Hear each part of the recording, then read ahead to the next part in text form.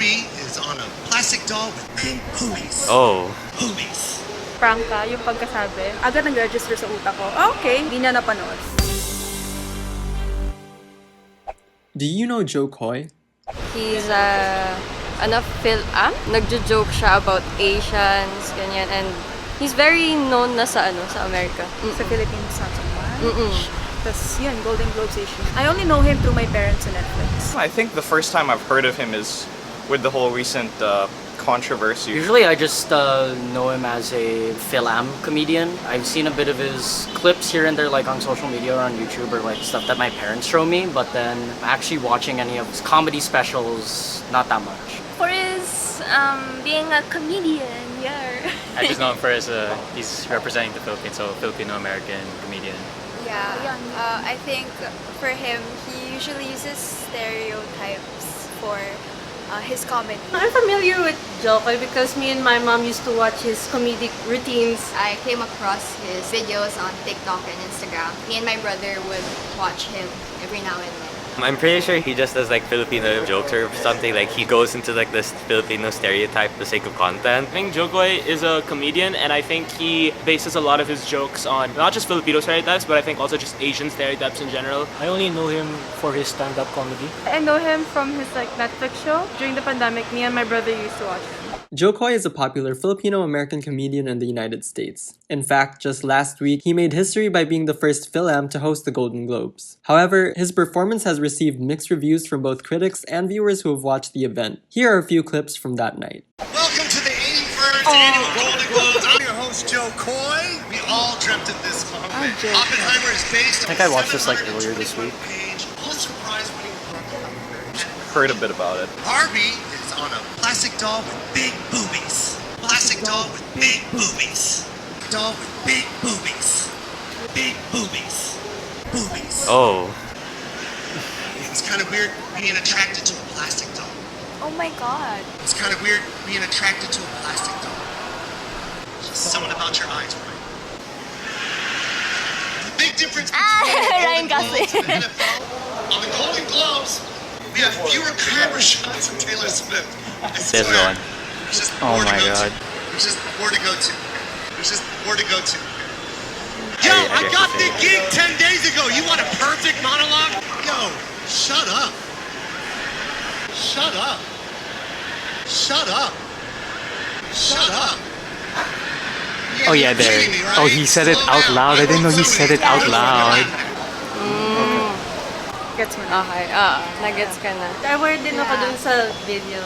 We actually watched it as a family. Kaya sabi daddy, ano ba nangyari dun kay I think yun nga, strength niya talaga kasi stereotype. I don't know, just seeing him on stage, I feel like you can feel the pressure. Some of the jokes don't sit well. I'll commend him for at least trying. Some people found the jokes he made offensive, misogynistic, and ill-conceived. But as a Filipino, what are your honest thoughts on Jo Koy's performance that night? Eto, like, ang taklesa masyado. Kasi awarding yun, tapos andun pa yung artist. Ang dating nun sa akin, parang may hate siya or he find those women parang intimidating. Kaya dun niya na project masyado yung insecurity niya na pinapoint out niya para may masabi siya. Ganun lang. Ako hindi ako na-offend dahil agad nag-register sa utak ko.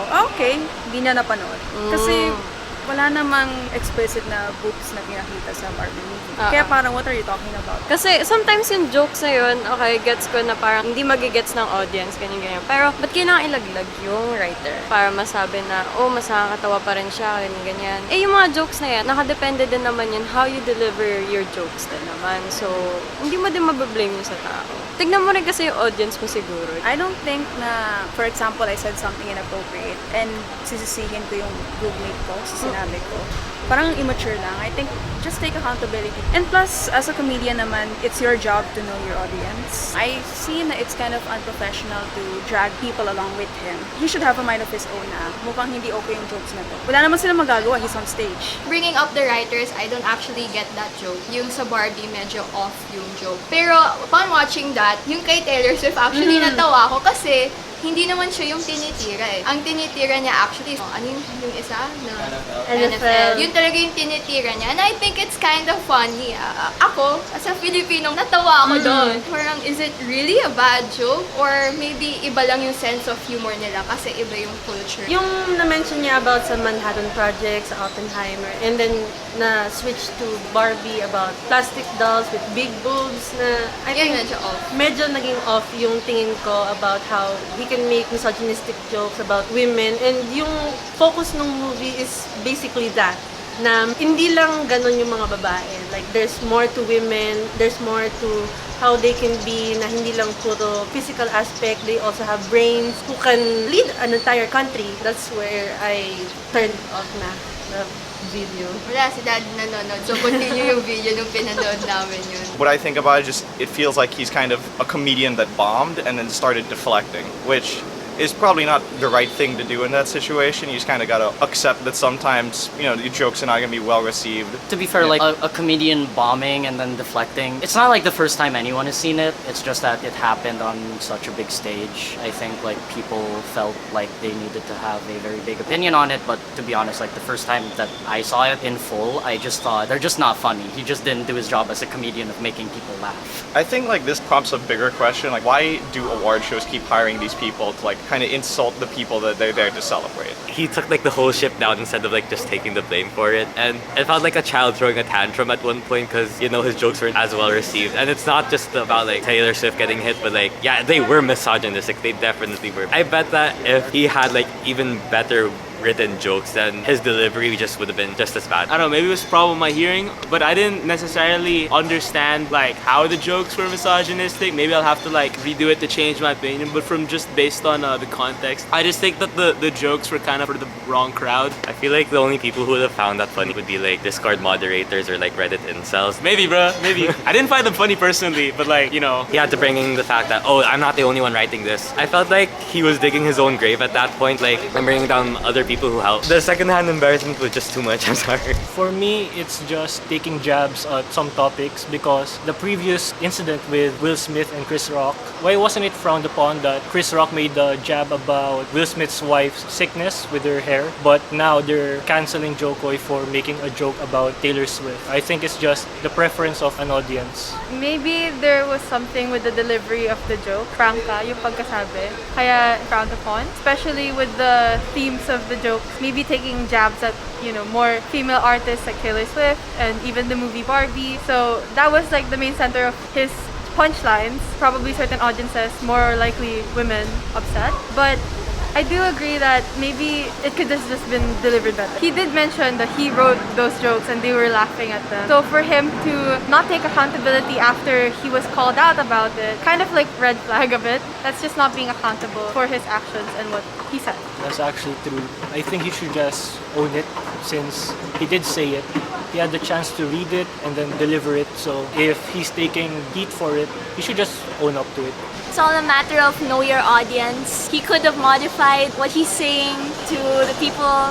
It's just secondhand embarrassment for everyone. And he was kind of like grasping at the straws na on what to do. He's trying to save himself. And I think as a comedian, kumukuha ka ng pera for making people laugh. Looking at it from that perspective, if he's trying to put the blame on his writer, given that he's been in the game for this long already, I don't think it should be such a big excuse on his part. We don't also really know what goes on behind the scenes, so we don't know who's right or wrong unless maybe the production's crew would speak out. I never knew about the thing that he blamed the writers. For me, I will commend him for getting on stage, but as they said, it's being able to observe your audience. Even though comedians are meant to make everyone have fun, there's still a bit of science, there's a bit of technique, strategy there as well. So yeah, that's something that could have been improved. I guess it didn't sit well like if he's gonna throw the accountability to someone else, because of course as a comedian, that's what you're making your living for. You don't throw it into anyone else's shoes. Jo Koy is well known for being a Filipino comedian in the United States. And because of this, the media has placed great emphasis on him being the first Filipino American to be hosting the Golden Globes, increasing expectations and exciting many Filipinos around the world. However, it is good to note that he did mention that he was only given the task to host the Golden Globes 10 days prior to the event. In comparison, other hosts of similar events such as Jimmy Kimmel for the Oscars have had at least 6 months to prepare. Do you still think that his performance in the Golden Globes is a fair representation of Filipinos or Filams on a global stage? Do you think that he deserves a chance to redeem himself? Feeling ko, pwede ba naman siya makabawi? Kasi 10 days, so parang syempre all over the place yung thoughts niya, ganyan. Siguro na-pressure siya. It reminded me of Steve Harvey, yung kay Pia Wurtzbach. Yeah. Wala, just own up to it. Magda-die down naman mga issue. Just apologize, learn from your mistakes. You know, comedian nga siya. Sana dumating yung time na he could laugh na parang, guys, remember that time na I messed up in Golden Globes? I'm not repeating that again. And then, tsaka sa bagay, may mga Filipinos naman din na nagkakamali. Other artists din, comedians. Nagkakamali sila, tapos later on, halos nakakalimutan na din and nakaget over dun sa situation. I-showcase niya yung side na yun na understanding siya. Kasi if I think magiging defensive pa siya sa mga tao. Wala na. That's if horrible. He had 10 days to prepare, that's really not much. Like, I guess he did mention that, and I guess that's really like not fair to him. Especially prepping stand-up comedy. Like I've really heard, it's easy to come up with jokes on the spot, like when you're out with your friends, but then like if you have write jokes for an audience, that is a much harder job than people really give it credit for. I also heard that you have to like watch all the movies and all the shows within those 10 days. That like adds more labor. It's a weird situation, but I think like he should be given another chance. I just think it's one bad show, you know? Yeah, one bad show. Yes. Yes. Because kahit papano, even after yung kay Taylor Swift, he can transition.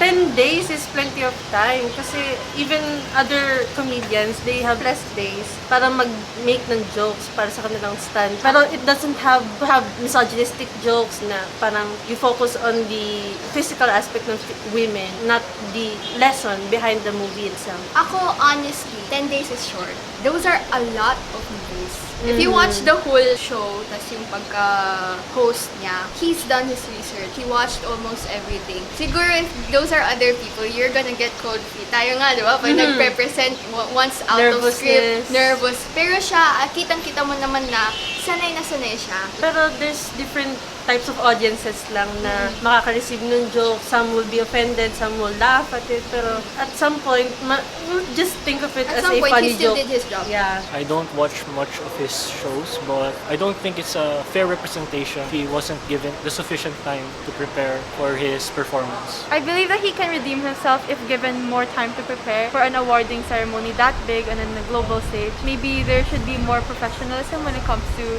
how he delivers it. But overall, as a host, the way he interacts with the crowd was well done.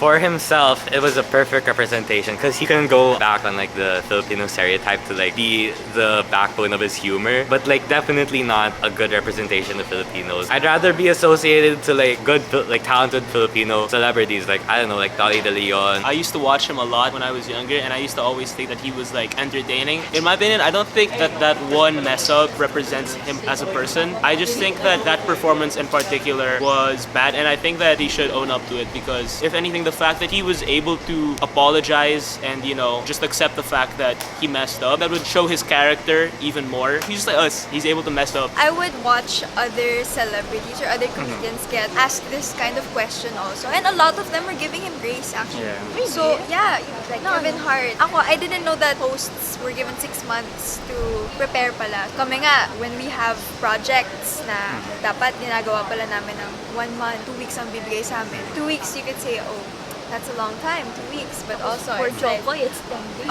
And that's a Golden Globe. Yeah. I think he should be given a chance to redeem himself. But the thing is, may mga behaviors talaga na hindi ka tanggap-tanggap talaga. Na hindi niya rin maamin na ginagawa niya yun. If you're really sorry, if you really understand why what happened, I think then you would understand what to change and what to improve. But the thing is, he's not really showing signs of anything like that. If anything nga, he has made a list of excuses. I think he thinks he's done such a great job.